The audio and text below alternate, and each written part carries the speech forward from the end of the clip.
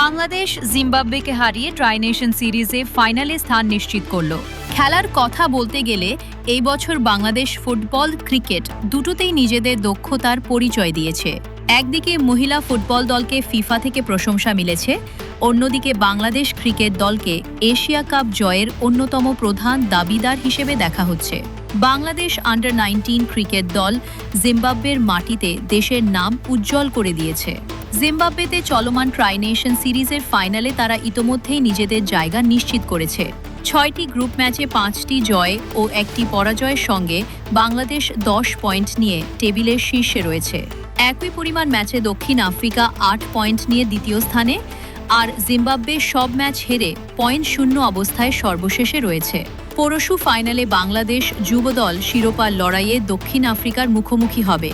তাহলে বন্ধুরা, বাংলাদেশের এই সাফল্যে আপনি কি গর্বিত বোধ করছেন? কমেন্ট করে অবশ্যই জানান।